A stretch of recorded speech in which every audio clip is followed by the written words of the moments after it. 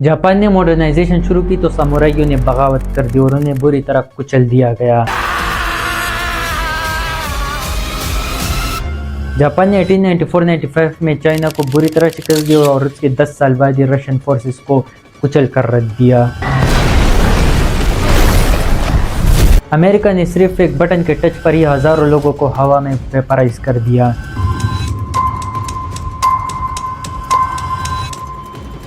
Japan की economy 1960 में सिर्फ $47 बिलियन थी, मगर 1980 में $1 ट्रिलियन और 1990s में $5 ट्रिलियन तक पहुंच गई। आखिर कैसे हुआ ये इकोनॉमिक मिरेकल?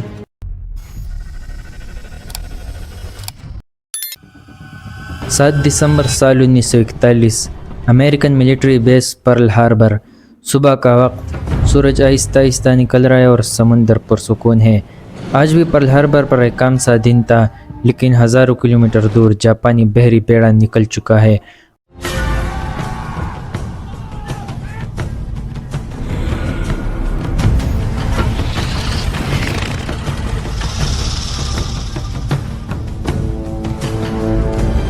और खामोशी से आगे बढ़ रहा है। एयरक्राफ्ट कैरियर्स और उन पर खड़े सैकड़ों जंगी जहाज़।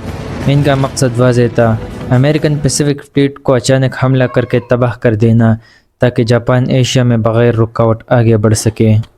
सुबह 7:48, जापानी तैयारे बादलों को चीरते हुए नीचे आए और पिराग और खून का खेल शुरू हो गया। अमेरिकन फ़ौजी इसे ट्रेनिंग समझ रहे थे, मगर एक ज़बरदस्त हमले से यूएसएस अरिज़ोना डुबा दिया गया। ये हमला 2 घंटे तक चला और ये अमेरिका पर ऐलान जंग था। अमेरिका वर्ल्ड वॉर 2 में दाखिल हो गया। United States of America are united as never before. Geography puts upon them the greatest burden in this war with Japan. American industry now has the stimulus of war to gear it up to production on a scale unequaled by any other country. Aircraft will come from the factories in unimagined number. Tanks will flow from the production lines. And now America was committed. मगर Japan ने Pearl Harbor attack में एक चीज़ को miss कर दिया था। वो थे अमेरिका के अहम एयरक्राफ्ट कैरियर जो वहाँ मौजूद नहीं थे। बाद में जापान को अपने घुटनों पर लाने में इन्हीं एयरक्राफ्ट कैरियर्स ने अहम किरदार अदा किया था।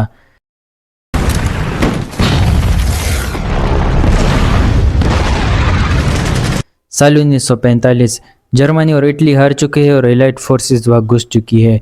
जापान भी अपने तमाम इलाके खो चुका है, पर सरेंडर नहीं कर रहा। अगर यूएस मेनलैंड जापान पर हमला करता तो इसके लिए उसे लाखों फौजियों का सामना करना पड़ता और उसके लिए बहुत कुर्बानी दरकार थी, और सोवियत इन्फ्लुएंस भी जापान में बहुत ज़्यादा होता, जो यूएस हरगिज़ नहीं चाहता। तो इन सब से बचने के लिए और स्विफ्टली जंग को ख़त्म करने के लिए 6 अगस्त और फिर 9 अगस्त 1945 को यूएस हिरोशिमा और नागासाकी पर एटॉमिक बम गिरा देता है और इन शहरों को धूल में मिला देता है। The city was turned into a desert. Everything is burnt, smashed, annihilated. It's an apocalypse. Women, children, and old people died more slowly and silently, badly burned or irradiated. 15 अगस्त को फाइनली जापान सरेंडर कर देता है। जंग ख़त्म होने तक Japan की हालत बद से बदतर हो चुकी थी। शहर मलबे का ढेर थे, हज़ारों लोग मर चुके थे। मुल्क पर गरीबी, बेरोज़गारी और भुखमरी का राज था। एक ऐसा मुल्क जो कभी जंग से तबाह था, वो कुछ ही सालों में पूरी दुनिया को लीड करने वाला था और made in Japan status symbol बनने वाला था। आखिर कैसे एक जापान राख से इकोनॉमिक सुपर पावर बना, आइए जानते हैं इस वीडियो में। The Japanese now enjoy the highest standard of living in Asia. Japan had established itself as a global manufacturing powerhouse. The economy was growing so fast that it looked like it was about to overtake the US as the world's biggest. दोस्तों, Japan की कहानी Hiroshima से नहीं बल्कि उस इनकलाब से शुरू होती है जिसे तारीख में कहा गया मेजी रेस्टोरेशन। दरअसल 1800s के जापान में वक्त रुक सा चुका था। जापान ने पूरी दुनिया से खुद को कट ऑफ कर रखा था। ना ही बाहर के मुल्कों से तिजारत, ना ही कोई मॉडर्न आर्मी और ना ही मॉडर्न टेक्नोलॉजी। जापान ने आइसोलेशन की पॉलिसी अपनाई हुई थी ताकि फॉरेन इन्फ्लुएंस को रोका जा सके, मगर दुनिया तेज़ी से बदल रही थी।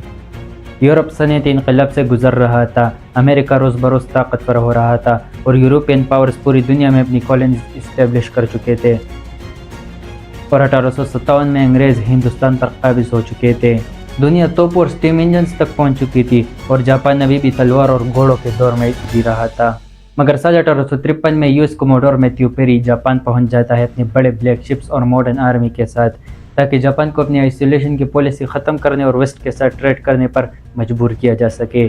جاپانی ان بڑے جہاز اور ماڈرن آرمی کو دیکھ کر حیران تھے۔ جاپان جانتا تھا کہ اس کی پرانی فوج اور سامورائی ان ماڈرن ویسٹرن آرمیز کا مقابلہ نہیں کر پائے گی، کیونکہ وہ کچھ ہی سال پہلے 1839 کی اوپیم وارز میں دیکھ چکے تھے کہ کیسے چائنا اپنی آئسولیشن پالیسی اور ٹریڈیشنلسٹ سوچ کی وجہ سے بری طرح ہار گیا تھا یورپین پاورز کے سامنے۔ جاپان نے اپنے دروازے کھول دیے ٹریڈ کے لیے۔ اس وقت جاپان پر توکوگاوا شوگونیٹ کی حکومت تھی جو ایک ملٹری ڈکٹیٹرشپ کی طرح تھی۔ اس کے بعد جاپان میں بغاوتیں شروع ہو گئی اور آخرکار 1868 میں ایک نیا ینگ بادشاہ حکمران بنا جس کا نام تھا ایمپیرر میجی۔ یہ جاپان کی تاریخ کا سب سے بڑا موڑ تھا۔ ایمپیرر میجی نے ریفارمز شروع کر دیے جسے کہا گیا میجی ریسٹوریشن۔ سب سے پہلی ریفارم تھی پولیٹیکل ریفارمز۔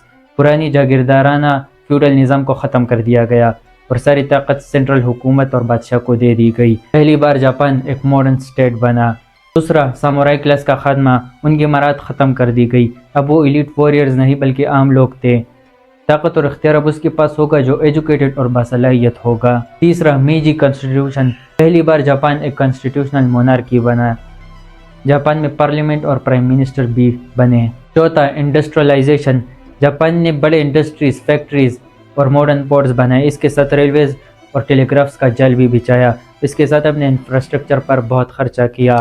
ویسٹ سے ماڈرن ٹیکنالوجیز امپورٹ کی تاکہ جاپان کو ماڈرن بنایا جا سکے، اور کچھ ہی سالوں میں جاپان ایک ماڈرن انڈسٹریل پاور بن گیا ایشیا میں۔ پانچواں، کمپلسری ایجوکیشن، اب سائنس اور میتھ سب پڑھتے۔ قوم صرف فیکٹریز اور انڈسٹریز سے نہیں بلکہ ان میں کام کرنے والے ایجوکیٹڈ اور اسکلڈ ورک فورس سے بنتی ہے۔ ماڈرن یونیورسٹیز بنائے گئے اور باہر پڑھنے کے لیے لوگوں کو بھیجا گیا۔ چھٹا، سوشل ریفارمز، جاپانی حکومت نے اپنے لوگوں کو ویسٹ کی طرح جینے اور ان کی طرح کپڑے پہننے کی ترغیب دی۔ جاپانی حکومت نے خود ویسٹرنائزیشن کو فروغ دیا۔ جاپانی بادشاہ خود ویسٹرن آؤٹ فٹ پہنتا تھا اور اس کے تمام گورنمنٹ آفیسرز بھی۔ ان ریفارمز کے نتیجے میں جاپان کچھ ہی ڈیکیڈز میں ایک عالمی طاقت بن گیا۔ 1894-95 کی سینو جاپانیز وار میں جاپان نے چائنا کو پوری طرح شکست دی، اور 1904-05 کی روسو جاپانیز وار میں جاپان نے روس کو پوری طرح کچل دیا۔ یہ پہلی بار تھا کہ کسی ایشین پاور نے ایک یورپین پاور کو شکست دی ہو، اور آگے جا کر جاپان ورلڈ وار 2 میں شامل ہو گیا، مگر اٹامک حملوں کے بعد جاپان کی کمر ٹوٹ گئی، اور یہیں سے جاپان کی دوسری کہانی شروع ہوتی ہے کہ کیسے جاپان ایک تباہ شدہ ملک سے ایک اکنامک سپر پاور بنا۔ Rising from the ruins of World War II to become the world's second largest economy. In head-to-head competition with American firms, the Japanese outdid Americans on price and quality. Tokyo is not only one of the most densely populated cities in the world, but one of the priciest real estate markets anywhere. Japan had established itself as a global manufacturing powerhouse. The economy was growing so fast that it looked like it was about to overtake the US as the world's biggest. Atomic حملوں کے بعد Japan کے شہر جل چکے تھے، ہزاروں لوگ مرے ہوئے تھے، فیکٹریز تباہ تھی اور اکانومی ڈوب چکی تھی۔ دنیا کو لگا کہ جاپان پھر کبھی کھڑا نہیں ہو پائے گا، مگر اگلی 30 سے 40 سالوں میں جاپان دنیا کی دوسری بڑی معیشت بن گیا۔ ٹویوٹا، سونی، پیناسونک جیسی کمپنیز پوری دنیا پر چھا گئی۔ یہ کوئی قسمت نہیں تھی بلکہ جاپانی حکومت کی اسمارٹ اسٹریٹجی اور پلاننگ تھی۔ آخر کیا تھی smart strategy?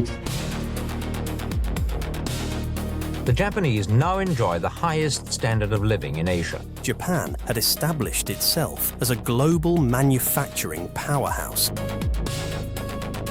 The economy was growing so fast that it looked like it was about to overtake the US as the world's biggest. World war 2 کے بعد یو ایس نے جاپان پر قبضہ کر لیا۔ اس وقت کمیونزم تیزی سے پھیل رہا تھا اور ایک انسٹیبل جاپان کمیونزم کی طرف جا سکتا تھا۔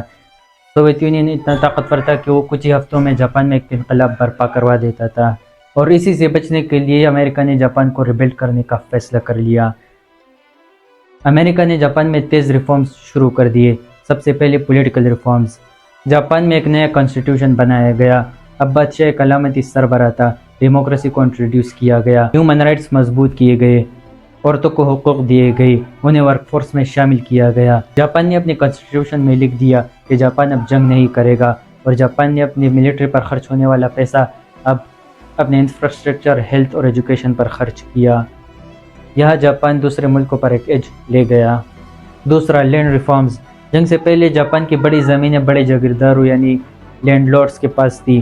جاپانی حکومت نے یہ زمینیں خرید کر عام غریبوں اور لوگوں میں بانٹ دی، جس سے ان عام لوگوں کے پاس پیسہ آیا اور ایک مڈل کلاس بننے لگی، اور یہی پیسہ لے کر عام لوگوں نے جاپانی فیکٹریز سے سامان خریدنا شروع کیا، جس سے اکانومی سٹیبل ہوئی اور ملک کا پایہ پھر سے چلنے لگا۔ جنگ سے پہلے جاپان کی اکانومی چند بڑے خاندانوں کے ہاتھ میں تھی جنہیں زیباتسو کہا جاتا تھا، جیسے میتسوبیشی یا میتسوئی۔ امریکہ نے ان بڑی مونوپولیز کو توڑا تاکہ چھوٹی کمپنیز بھی آگے بڑھ سکے، اور یہ زیباتسو ماڈل آگے جا کر کیریٹسو ماڈل میں ایوالو ہوا، اور آخر کیسے کیریٹسو ماڈل نے جاپان کو ایک اکنامک سپر پاور بنایا، اس پر بھی آگے چل کر ہم بات کریں گے۔ 1949 کو جاپان نے ایک طاقتور ادارہ بنایا، MITI ministry of international trade and industry, اور یہ ایکٹیولی اکانومی کو گائیڈ کرتا تھا کہ کون سے انڈسٹریز امپورٹنٹ ہے، جیسے ٹیکسٹائلز، کار، اسٹیل، مینوفیکچرنگز، کیا امپورٹ کرنا ہے، کیا ایکسپورٹ کرنا ہے۔ MITI نے عام کمپنیز کو سستے لونز دیے تاکہ وہ ایزیلی گرو کر سکے، جبکہ فورن کمپنیز پر پابندیاں لگائی تاکہ مقامی کمپنیاں گرو کر سکیں اور ان لائکلی کمپٹیشن نہ بڑھے۔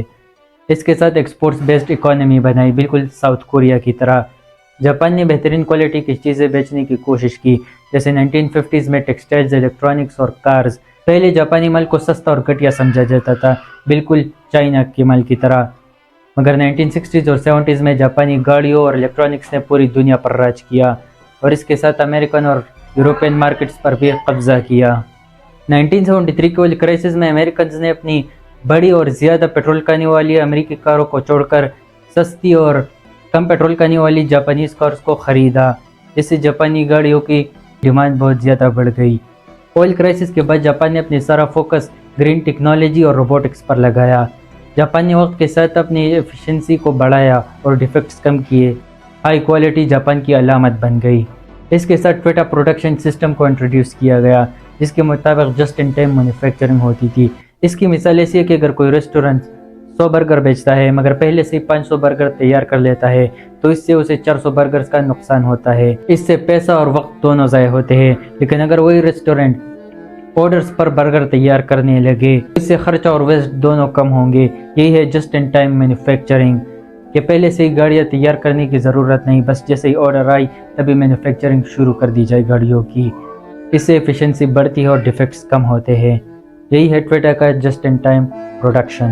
جاپانیز اکانومی کی کور فلسفی ہے کائزن، جس کے مطابق ہر روز کچھ نئے امپرومنٹ لانی ہے، چاہے 1% ہی کیوں نہ ہو۔ بس ہر امپلائی کو ہر روز کچھ نہ کچھ نئی امپرومنٹس لانی ہوگی، کچھ نہ کچھ نیا کرنا ہی ہوگا، چاہے 1% ہی کیوں نہ ہو۔ یہ سب تبھی ممکن تھا اگر ان کے پاس ایک ہائیلی سکلڈ ورک فورس ہو جو ان بڑے انڈسٹریز اور فیکٹریز کو چلا سکے، اور اس ورک فورس کے لیے چاہیے تھا کوالٹی ایجوکیشن، جس کے لیے جاپان نے اپنے ایجوکیشن پر بہت زیادہ خرچہ کیا اور ایک سکلڈ ورک فورس تیار کی جس نے ان کی اکانومی کو چلایا۔ اس سے پیدا ہوا جاپانیز ورک کلچر، جہاں لوگ ایک خاندان کی طرح کمپنی میں رہتے تھے اور اپنی پوری زندگی ایک کمپنی کی وفاداری میں ہی بتا دیتے تھے۔ اور کور پوائنٹ ہے جاپانیز لوگوں کا saving culture.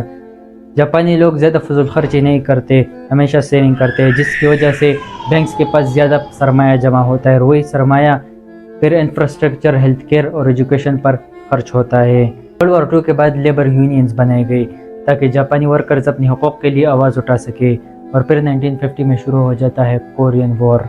Obstacles, United Nations forces drive on to the 38th parallel, border of North Korea. Korean war میں امریکن ملٹری نے جاپان سے سپلائز خریدنا شروع کی، جس سے جاپان میں ڈالر اور جاپانی فیکٹریز میں دوبارہ جان پڑ گئی، اور وہ US کے لیے جنگی سامان تیار کرنے لگی۔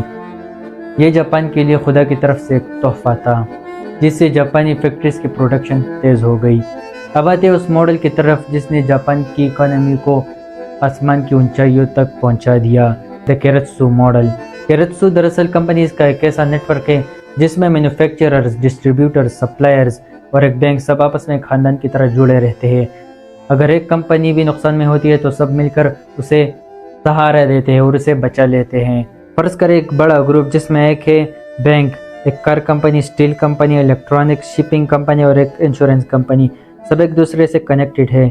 یہ کمپنیز ایک دوسرے کے تھوڑے تھوڑے شیئرز خریدتے ہیں تاکہ کوئی باہر یا غیر ملکی ان کمپنیز پر قبضہ نہ کر لے. اگر ایک کمپنی مشکل میں ہے تو باقی اسے سہارا دیتے اور اپنا بینک لون دیتا ہے. ان سب کا فائدہ یہ ہوتا ہے کہ کمپنی سٹیبل رہتی ہے، کیونکہ اگر سٹاک مارکیٹ اوپر نیچے ہو بھی جائے تو ان کے شیئرز دشمن انویسٹر کے پاس نہیں جائیں گے. اس لیے وہ لانگ ٹرم پلاننگ کرتے ہیں اور مسلسل امپرومنٹ لاتے ہیں. ان سب کمپنیز پر ایک سینٹرل بینک ہوتا ہے جو انہیں لون دیتا ہے اور فائنینشلی سپورٹ کرتا ہے تاکہ وہ بڑی فیکٹریز لگا سکے. کیریتسو ماڈل کے دو اقسام ہیں. ایک ہے ہاریزونٹل کیریتسو جیسے میتسوبوشی یا میتسوئی، جس میں کمپنیز کا ایک نیٹ ورک ہوتا ہے جو ایک سینٹرل بینک سے کنیکٹڈ ہوتے ہیں. بینک انہیں سستے لونز دیتا ہے اور فائنینشلی سپورٹ کرتا ہے تاکہ یہ کمپنیز پوری دنیا میں اپنی بزنسز پھیلا سکے اور گرو کر سکے. اور ایک ہے ورٹیکل کیریتسو. ورٹیکل کیریتسو میں ایک سینٹرل بڑی کمپنی ہوتی ہے اور اس کے نیچے سپلائرز کی چھوٹی کمپنیز جیسے ٹویٹا ایک بڑی کمپنی ہے جس کے نیچے سپلائرز کی ایک چھوٹی چھوٹی کمپنیز ہے جو انہیں لائٹس، سیٹس اور دوسری چیزیں مہیا کرتی ہے. اس سے سپلائی نیٹ ورک مضبوط رہتا ہے کیونکہ ٹویٹا کو پتہ ہوتا ہے کہ اسے سپلائیز وقت پر ملیں گی اور سپلائر کو پتہ ہوتا ہے کہ ٹویٹا ان کا مال ضرور خریدے گا. اس سے سپیڈ اور کوالٹی بڑھتی ہے. کیریتسو ماڈل کی وجہ سے لانگ ٹرم گروتھ پاسبل ہوتا ہے اور انڈسٹریل پاور اور بڑھتی ہے. گروپس کے تمام کمپنیز اپنے انوینشنز اور ریسرچ ایک دوسرے کے ساتھ شیئر کرتے ہیں اور سب مل کر گرو کرتے ہیں. حالانکہ کیریتسو ماڈل کے کچھ نقصانات بھی ہیں، جیسے اس میں کمپٹیشن کئی بار نہیں بڑھتا، فیورٹزم اور کرپشن بھی کئی بار ہوتا ہے، اس لیے ناکام اور انیفیشینٹ بزنس بھی سروائیو کر جاتے ہیں. مگر اوورآل کیریتسو ماڈل اور MITI یعنی ministry of international trade and industry نے جاپان کو ترقی ہی دی ہے. 1960s میں جاپان کی اکانومی 10% کی رفتار سے آگے بڑھ رہی تھی. 1960s میں جاپان کی GDP اور لوگوں کی آمدنی یعنی GDP پر کیپٹا دونوں ڈبل ہو گئی. حکومت نے انڈسٹریز کو سستے لونز دیے تاکہ وہ پوری دنیا میں اپنی بزنسز پھیلا سکے اور ٹویٹا اور ہونڈا جیسی کمپنیز نے پوری دنیا کے مارکیٹ پر قبضہ کر لیا. یہ تھے جاپان کا گولڈن ٹائمز. نپون اسٹیل جیسی کمپنیز نے دنیا کو بہترین اور سستا لوہا دیا. 1960 میں جاپان کی GDP صرف $47 بلین تھی، جبکہ 1980 میں $1 ٹریلین اور 1990s میں یہ $5 ٹریلین تک پہنچ گئی.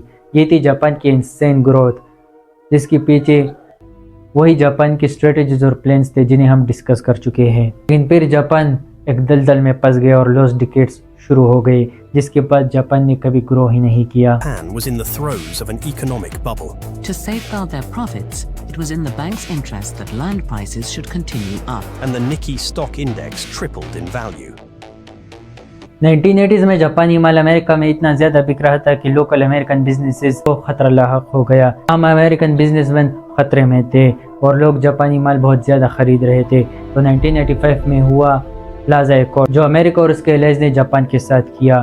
جاپان نے اب تک اپنی کرنسی کو کمزور کر کے رکھا تھا، جس کی وجہ سے جاپانی مال بہت سستا بکتا تھا. مگر اس کے بعد پلازا ایکارڈ میں جاپانی ین کو مضبوط کیا گیا، جس سے جاپانی اشیاء بہت زیادہ مہنگی ہو گئی انٹرنیشنل مارکیٹ میں.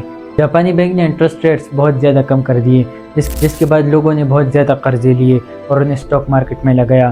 مگر 1990s میں حکومت نے اچانک انٹرسٹ ریٹس بڑھا دیے، جس سے اسٹاک مارکیٹ کریش کر گیا، سے بینکس کمزور ہو گئے اور جاپان ابھی بھی اس دلدل سے نہیں نکل رہا. جاپان کی ایجنگ پاپولیشن اور لو برتھ ریٹس کی وجہ سے جاپان کی اکانومی بھی سفر کر رہی ہے، کیونکہ انہیں نئی اور اسکلڈ ورک فورس نہیں مل رہی. فیوچر میں شاید جاپان وہ 60s اور 70s والا گروتھ نہ دیکھے، مگر ایک سٹیبل کنٹری ضرور رہے گا. یہی تھی جاپان کی پوری کہانی کہ کیسے جاپان ایک تباہ شدہ ملک سے ایک اکنامک سپر پاور بنا. امید ہے یہ ویڈیو آپ کو پسند آ گئی ہوگی. شکریہ.